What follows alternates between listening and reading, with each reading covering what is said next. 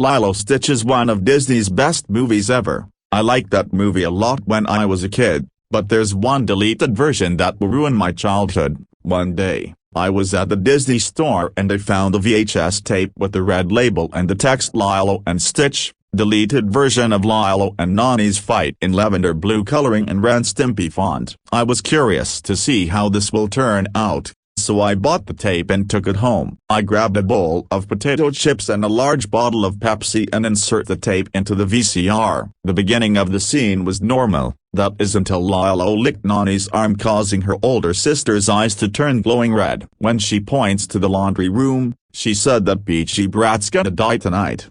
Before going to said room, I was shocked to hear swearing in something Disney made. Nani sets a blanket up, climbs on top of the dryer and slams it shut like in the final version. Lilo quietly comes before getting caught in the blanket, but she's screaming instead of growling and hissing. Instead of taking her back to the hallway like in the final version, she takes her younger sister to the basement and places the screaming girl on a table. After freeing her from the blanket and tying her up to said table, she told Lilo, "I have had enough. You little sh. I wish you were never born." She grabbed a wooden baseball bat and hit Lilo in the face 3 times in a grotesque Ren and Stimpy, Tom and Jerry level of cartoon violence, causing her to scream, cry, whine, bawl, wail and shriek at the top of her lungs like a 3-year-old baby, and begged her older sister to stop abusing her, saying, "Please stop, I don't wanna die. I'm sorry, I want my mommy." She replies with, "F no,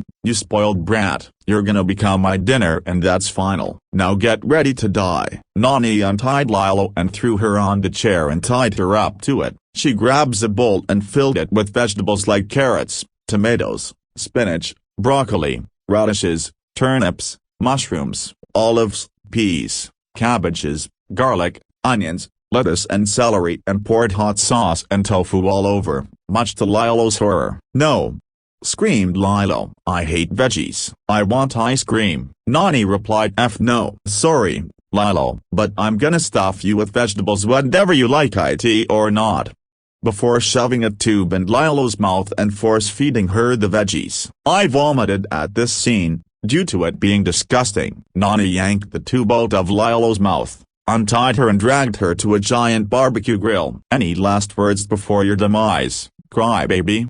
said Nani. "Please, let me be free, mommy, daddy." Yelp, cried Lilo. "Too bad," yelled Nani. "Goodbye forever, spoiled brat." She then threw Lilo on the grill and turned it on, and Lilo started to get cooked up. Lilo began screaming and crying for help as she was getting barbecued, whilst Nani poured BBQ sauce and chili powder all over her for flavor before basting her with melted honey. Her screams lasted for about 6 seconds. I covered my ears during that scene. Nani turned off the grill as Lilo is all cooked, well done and dead. Her clothes and black hair were falling apart. She took her dead sister off the grill, put an apple in her mouth, placed her on a big plate and added vegetables, making it similar to a Thanksgiving turkey dinner. Nani did a 5-minute sinister laugh and grabbed a bottle of hot sauce and salt and pepper to season her Texas barbecued sister. She then took out a knife and fork, saying, "Barbecued brat,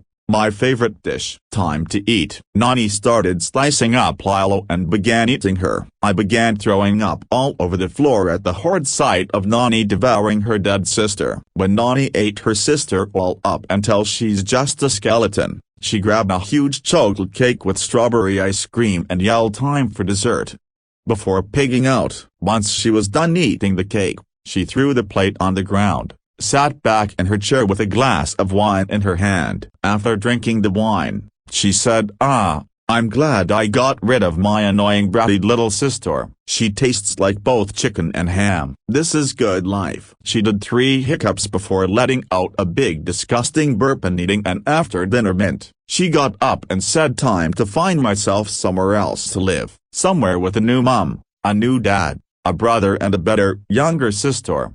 Before leaving the basement and turning off the light, it cut to the outside of the house with a "for sale" sign as Nani got into a car and drove off. It begins to get dark as the sun goes down. It went darker and darker, until it faded to black. It then cuts to a very scared Lilo in hell. Sobbing uncontrollably, Satan popped up and greeted Lilo, saying, "Hello, little girl." "Lilo, is it? Nice to meet you, you disgusting baby." "Sorry, but I'm afraid it's time for you to burn in the eternal fires of hell." "Now say goodbye, you little brat." He then shoved Lilo with his foot, in a comedic way, and she went falling down the cliff, a la Wile E. Coyote, and screamed at the top of her lungs for her life. She then fell into the fire and screamed in pain. It cuts to a horrific scene of Lilo burning alive with bunch of other souls, which some of those resembled Disney cartoon characters like Mickey Mouse, Donald Duck, Goofy, Minnie Mouse, Daisy Duck, Pluto, Chip and Dale, Pete, Clarabelle, Ludwig van Drake, Scrooge McDuck and Gus Goose, and her screams echoed for about 10 minutes. The flame from the fact the pirates are out to get you public information film appears at the bottom of the screen, wiping out the scene. The scene was over. I was shocked and angry after watching this because Disney movies would never use child abuse.